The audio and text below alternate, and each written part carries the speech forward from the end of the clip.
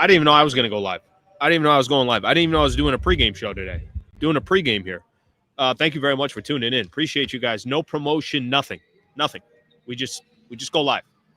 Thank you very much for being here. It's a big game. Big day today. Big day today. A lot going on here. Lakers getting ready to take on the Minnesota Timberwolves. So I'm going to try to do this. If I can do this for, the majority of the postseason, I'm going to try to do it where I do a pregame show, a live pregame show before the game starts. So we're going to probably go – I don't know how long we're going to go. Could be a half hour, could be an hour. I'm not 100% sure, but I'm probably going to try to keep it between right around a half hour is kind of ideally where I want to keep this. Obviously here to talk about the Lakers and the Minnesota Timberwolves here at the arena. So I got here a little bit early. I was kind of trying to think, all right, how am I going to do this? How am I going to be able to coordinate this? But I was able to do it. Got here early enough, got set up. Love the setup that I got right here. And we're gonna obviously start talking about this game. I didn't do a show yesterday, so I feel like I got some work to do here. I got to talk to my people here. Thank you very much for being here. Please subscribe to the channel. If you guys have yet to subscribe to the channel, would greatly appreciate that. Let's see what we got here. Yep, a little bit of a surprise. Slee, you at crypto? Yeah. We're all here. Okay, we got a lot to get into. So let me do this. I think the best way to kind of approach this show, and part of the reason why I wanted to do a pregame show, is just kind of the latest and the greatest. I'm going to take kind of some pages from my old pregame show that I used to do of stylistically how I do it, kind of talk a little X's and O's, get ready for the game. Got a giveaway today, by the way, if you're here. If you're here at the arena today. We got here. This is the giveaway. This giveaway right there. Give it away post-game? What do you guys think? Give it away post-game? All right, we'll give it away post-game. I got enough of these little shirts here, so we'll give that thing away. Okay, a couple things just to give everyone a quick rundown. What we'll do for the show today is we get everybody ready for Lakers in Minnesota. Game one. Game ones are always incredibly exciting, always incredibly fun. You get an opportunity to get a little bit of a feel. I think both of these teams right now don't really have a feel for each other. I saw Julius Randle out here a little bit earlier. He was warming up. I see Ant right now warming up, so Anthony Edwards getting ready for the game. And, when I say there really isn't much of a feel, let me tell you guys what I mean by that. I learned a lot about the Minnesota Timberwolves this week because I spent time talking to other beat writers or guys that cover the team or guys that are part of the broadcast or listening to podcasts because I wanted to know more about Minnesota as we get ready for this game. And a couple of things that I learned is, I don't think there's really any data that we have on both of these squads right now. So if you try to look at the Lakers here for a quick second and say, okay, how are the Lakers going to play Minnesota? Well, I don't have a record to show you, well, this is what the Lakers should do. I can throw some ideas out there. Obviously, we know what some of the Lakers' strengths are. We're learning more and more about some of the strengths and the weaknesses in the Minnesota Timberwolves.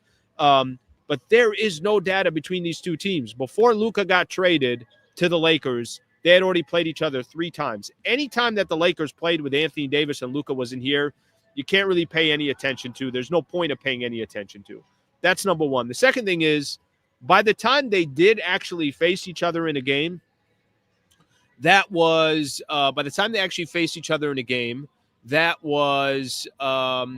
in February, and it's a game where Julius Randle and Rudy Gobert didn't play. I don't know about you guys, but I'm not going to take too much stake into that. If Rudy Gobert is not playing in a game and Julius Randle is not playing a game, those are two just really important players for those guys. So I think there's a little bit of a feeling out process in this first game. I think game one, whatever you're kind of coming into and thinking as far as, all right, the Lakers are going to do this, Lakers will do that. I think there's going to be a feeling out process. I think the chess match clearly starts tonight between these two teams and these two franchises. So let me start off with this. Let me start off with the Lakers. I want to kind of key in on the Lakers coming into this game one, which I think is going to be an exciting game. I think it's going to be a fun game. I think this place is going to be electric tonight. Luca's first playoff game. The fact that the Lakers have not hosted a first-round playoff game since 2012, have not hosted, as in they start the playoffs at Crypto with a home game. It's been since 2012, so it's been a long time since the Lakers have got some home cooking to start off a series, and clearly the Lakers obviously will try to take advantage of that. So here are a couple storylines that I got. By the way, If you guys got any thoughts, you want to throw some points in about this series, you want to throw some questions out there, whatever it is, feel free to do so. Supers are obviously incredibly, incredibly appreciated, but you do not have to throw in a super, but I will get to all the supers as well. Here's some of the storylines coming into this first game for me for the Lakers, okay? Can they just continue that momentum that they had kind of closing out the season? I felt like the Lakers over the last couple of weeks, when they were healthy, when they had all their guys there, when they had opportunities, and I would at least, from my perspective, when I say opportunities, what I'm referring to from there, I'm referring, by the way, if you see flashing lights, they're playing the Jumbotron and everything else, so that's why that's going on. But I thought the way the Lakers ended the season against the Oklahoma City Thunder, against the game against Houston, 2 games against Houston, but the one that really mattered, the game against the Memphis Grizzlies, the game at Dallas where they kind of took control. The feeling that you started getting is like, all right, this team's ready. The squad's ready for the playoffs. They're clearly ready for a playoff run. They're healthy at the right time. So for me, I think there's just a lot coming into this game of, can you just continue some of that momentum that you had as the stakes were getting higher, as guys were starting to come back, Rui Hachimura, LeBron were starting to come back from a health perspective. It felt like the Lakers were clicking at the right time, and then they shut it all down, right? So nobody played in that game against the Blazers. They earned the right to not have anybody play in the game against the Blazers. And as I sit here too, can there be a little bit of a rust factor? Sure, there could be some rust. I think you could be looking at this team and that first quarter or the first half, seeing these guys maybe struggle a little bit. Here's the one thing I'll say is Minnesota's kind of in a similar situation as well.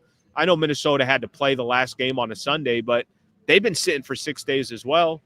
How fresh these guys are going to be, we'll find out. I think there's a lot of teams that the Houston Rockets, the Oklahoma City Thunder, the Lakers, the Minnesota Timberwolves, there are a lot of teams that really got a chance. Boston, Cleveland, where you didn't have to play till the final game.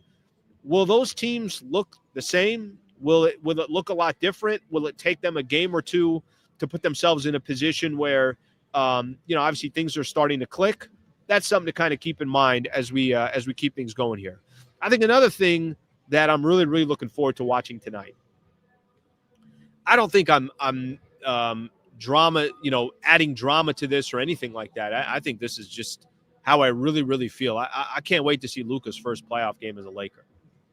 I've said this before. I'll look up the stats right now because, and we've talked about it. If you guys have been listening to my show, I've spent some time. Damn, 98 all. Denver and the Clippers. All right, you guys are going to keep me posted on that game. What a phenomenal game. That's a great game. One of the things that, I noticed for Luca as we got to this point of the year, his last 5 games with the Lakers is the best 5 games he's had as a Laker. Just phenomenal. He was tremendous for the Lakers in his last 5 games. I'm going to read off the stats for you, and this is part of the reason why I'm so excited to, get a chance to see Luca in his first playoff game as a Laker. Listen, the guy's a superstar. The guy is an absolute superstar. He's the best player in this series, and that's saying a lot. Obviously, we know how great LeBron is, but LeBron has also kind of he's adjusted his game to very strategically here. LeBron is a very smart player. He knows what the hell he's doing. He understands that the Lakers' best chance is Luca probably have the ball in his hands. God bless Ant. Ant's a good player. Luca's stats and his numbers through 7 years in his career and the way he plays in the playoffs, man, there are some big expectations. But Luca was playing his best basketball over this last 5-game stretch, obviously not counting that last game where the Lakers didn't play against, nobody played against Portland. Look at some of his numbers: 35, 6-6, 37-6, 45, 8-6, 39, 8-7. Luca was killing it in his last 5 games.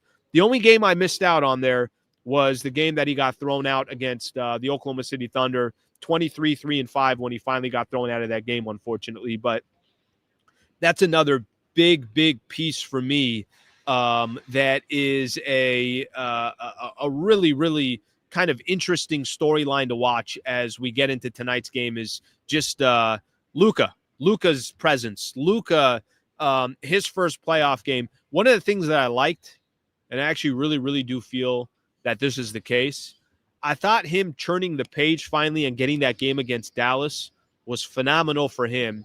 And it's great if you're a Laker fan because you feel like you could start kind of moving on from that. Okay, that's one thing.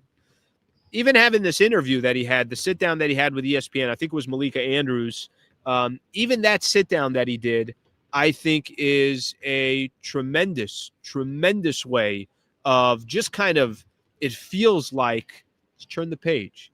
He feels comfortable with it. He could finally move on. He doesn't have to think about, the Dallas Mavericks anymore. I feel like if you were asking that question a month ago, that, hey, do you think Luca has moved on? I think the answer was no.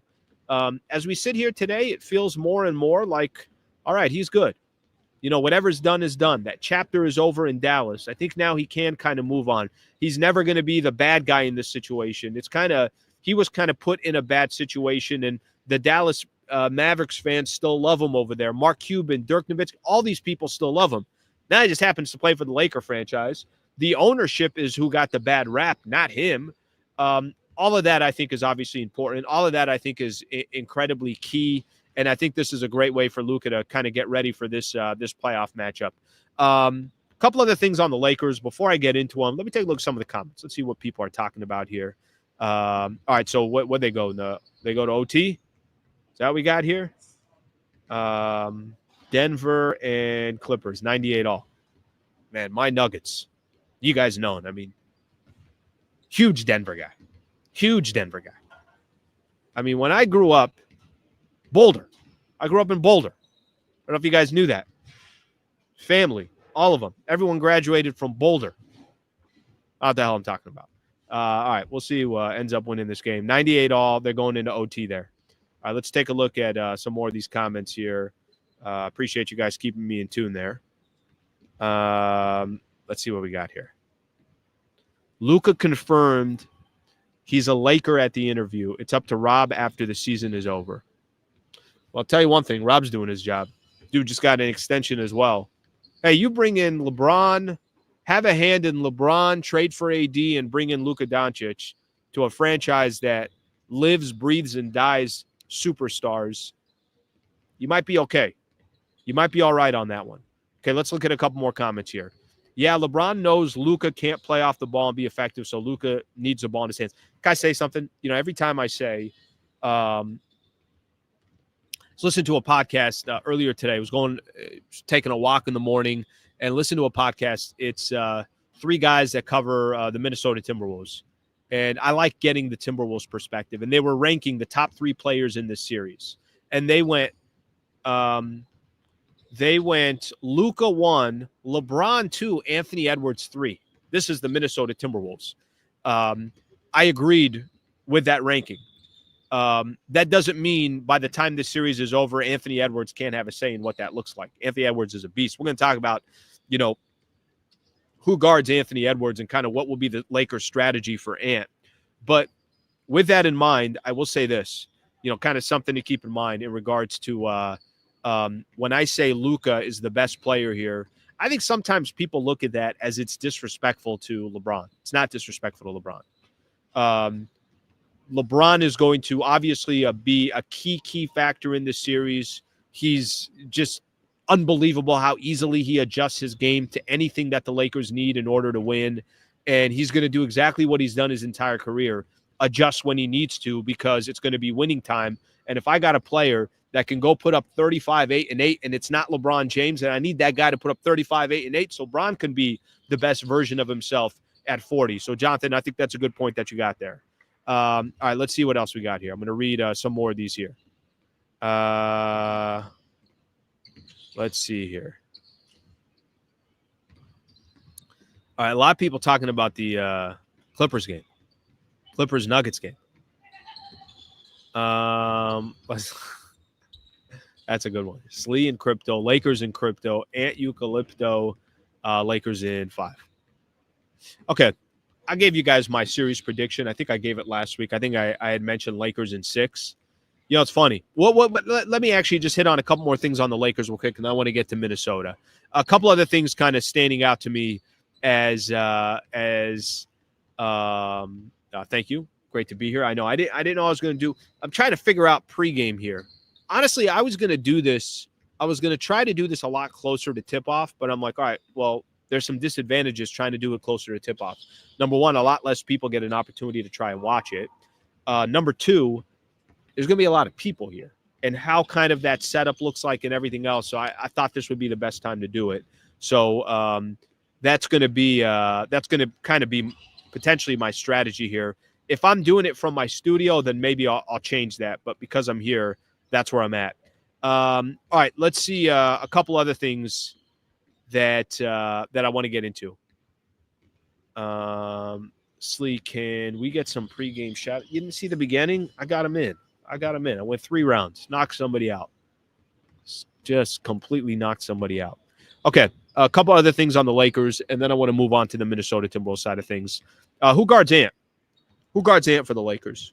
You know, it's going to be kind of weird with a starting lineup because I know most of the minutes that should go as far as Lakers guarding Ant, I know most of that should be Dorian Finney-Smith and Jared Vanderbilt. Those are the 2 guys that I think should spend the most amount of time on him. Maybe, I mean, you're going small, but if you want to put Jordan Goodwin on him at times just to kind of give some of these other guys a quick rest, use a couple of fouls, whatever the case is. But there definitely is a little bit as I sit here. There's definitely, you know, it's going to be interesting what they do specifically with Ant. I will tell you this. I got no problem if Ant goes off in this game. Ant wants to drop 35 tonight. Let Ant drop 35 tonight. I got no problem. 40. Let Ant go off for 40. To me, I think the key for the Lakers is what are you doing with all these other players? That's going to be the key. Because if Ant is 28, 8-8, and then Julius Randle is 27-7, and Gobert gives you 16-11, and DiVincenzo comes off the bench and gives you 15, and Naz Reid chips in, that to me is the only way Minnesota beats the Lakers. And in order for them to do that, they got to do that 4 times. That's why I think this is going to be so tough for Minnesota. But guarding Ant, you know, that's the question that I have, especially some of the, you know, from a starting lineup perspective. I think that part is going to be part's going to be interesting. So something to keep an eye on as this game starts. Last thing I want to mention from a Laker perspective, I got a couple things on the Minnesota Timberwolves. We're probably going to go a half hour total, and then I'll get out of here so then I could still have time to go listen to JJ Redick talk. Last thing I'm going to say is just the other guys for the Lakers. As we sit here tonight, get ready for Lakers game 1. It's going to be so critical for the Lakers to have players like Gabe Vincent, Dorian Finney-Smith, Rui Hachimura. Need a little more balance from the Lakers too. You know, luckily for the Lakers, they got so many great weapons, and we know they got so many great weapons. Offensively, they can do their work. But, man, I always feel like the Lakers are so much better when there's a little bit more balance. You're going to be, you know, obviously taking on a really, really good team that's got a lot of depth on the other side. So something to keep in mind from that perspective. Okay, 108-104, about a minute left in this game. Clippers and the Denver Nuggets, so we're sort of all watching it together. What happened in this game? I thought for a second there, I thought there was I thought Clippers had gone up by like 6 or 7, and then I was working my way into the arena, so I couldn't watch anymore. All right, let's take a look at some of the comments here, and then I'm going to get and then I'm going to start talking a little bit about the Minnesota Timberwolves. Lighting, Jumbotron. You got the Jumbotron here. So usually if you come to the game this early, they start working on all the in-game promotions that they're going to be doing. Well, like, there's flashlights everywhere. Everybody's taking pictures of me. Everywhere I go, there's cameras everywhere. Probably not the case. Key to the game, out-rebounding the Timberwolves and don't churn the freaking ball over. Okay? Always was a huge Denver Nuggets fan. Everybody knows that. Everybody knows. Whole family. Colorado Springs. Again, I don't know what the hell I'm talking about. All right.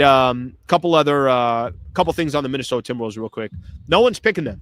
How much is that a disadvantage that nobody's picking them? Is this Minnesota feeling, oh my gosh, we're so disrespected. I can't believe nobody's picking us. I can't believe nobody's talking about us. Blah, blah, blah. That all kind of comes into it. I got to be honest with you.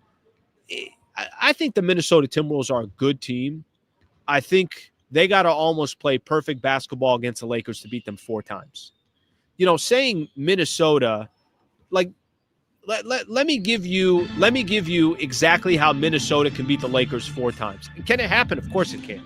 But I think there's a reason why a lot of people are not picking them. So much is going to be on the back of Carl Anthony Towns. They should have kept Carl Anthony Towns. So much is going to be on the back of Anthony Edwards, who's only 23 years old. They got a lot of other players that haven't exactly done the greatest job in the postseason. Julius Randle is not known for his postseason play, so something to kind of keep in mind there. Some of the other guys, by the way, I like these guys. I think Jaden Daniels is a nice player. I think Rudy Gobert has value, but I think people just continue to disrespect him for whatever reason. I'm not here to try to dissect why they disrespect him. They disrespect him. That's just, that kind of, I guess, comes with the territory for Rudy Gobert. All right, let me think of a couple of these players. Mike Conley is a vet that's been in the league for a long time. Kind of go down the list. They don't have Dante DiVincenzo. Naz Reid is a nice player. They got a good team. But to beat the Lakers, I feel like they got to play perfect ball for 4 games. And that, to me, even though maybe it's a little bit of motivation, maybe everybody out there is just picking the Lakers, and Minnesota can use that as, obviously their fuel and their energy. I think there's a reason why that's happening. I don't think people just don't want to pick Minnesota. I think you're looking at a team that, are they ready? They got to the Western Conference Finals last year, but then they changed a big piece of how they got there with Karl Anthony Towns. Are they ready to do that? Another question that I got is Gobert's impact. It's so interesting to kind of watch the Rudy Gobert piece of this. The Rudy Gobert piece of this, everybody's talking about how this guy's just going to get played off the court. And then when I listen to these Minnesota Timberwolves people, they're like, I don't think people understand how important of a piece he was to the Timberwolves this year. Had phenomenal numbers down the stretch, is the anchor of their defense. They're a top 10 defense in the NBA. I think what people just think of is Luca hitting that 3 on Rudy Gobert last year. Rudy Gobert switches to him on defense. And I think that's all people that's the memory people have in their mind, is that specific highlight. And they think Gobert is just going to get played off the court. I do think probably their best 5 doesn't include Gobert. I do think they have to go smaller, which probably tells you a lot right there. But that's just also because you're trying to match with the Lakers and some of the strengths of the Lakers. I wouldn't be surprised if the 5 that they have on, check the score here real quick, 110-107, okay, 11 seconds left. I wouldn't be surprised that the 5 that they have in the game, the 5 that they have in to close out a game, probably their best 5 that they have, especially if the Lakers are going small. We know the Lakers are going to go small. Probably the best 5 that they have, I would say, is Julius Randle, Naz Reid, Anthony Edwards, Jaden McDaniels, and then it's going to be Dante DiVincenzo or Nickeil Walker-Alexander. It's going to be one of those other players that can hit threes and play defense. So I don't know if Gobert is going to be in there. I got no idea. If he's going to be in there, but I know that, obviously Gobert falls into some interesting categories when it comes to most fans. Okay, last thing I'm going to throw in here, just as we get ready to preview this Lakers and Timberwolves game for game 1, the Wolves' depth. That's going to be a big part of the series as well. They got a deep team. They're going to play at least 8 guys a game, maybe 9, maybe 10. 10 is stretching it. Usually most teams don't play that many guys once you get to the postseason, but they got a deep team. If there is an advantage for Minnesota, it's going to be their depth, and I think that's going to obviously be a key piece of this as well. Those are the main things that I wanted to talk about from the Timberwolves side, from the Lakers side as well. Let's see if we're getting close to a final here. Still not a final. 1-7, 1-10. All right, we'll keep an eye. We'll keep an eye on this game. I like how everybody's tuning in, but keeping a close eye on this game as well. We'll get this on 1-7, 1-10. I don't know whose ball is it. You guys got to tell me. Norman Powell enters game. Derek Jones. Nope, that was regulation. This is overtime. Jamal Murray. Okay. You guys got to tell me who's got the ball right here. Okay. You guys want to throw any questions? We'll go for about 5 more minutes. I'm going to take the show to about a half hour total. And then I'm going to go get ready to go listen to JJ Redick. JJ Redick's talking at 3:45, so I want to make sure that I get a chance to listen to him before he goes as well. Felix from Germany, thank you, brother. I appreciate you tuning into the show. Appreciate you tuning into the show. Jim here, who, by the way, is a member. Jim, thank you for being a member. On my way to the game, too, Slee. All right, I'm 117. You want to come holler? You could come holler at me. I'm at 117. All right, let's see what else we got here. Luca about to turn Gobert into a newborn cub. Yeah, it's kind of funny.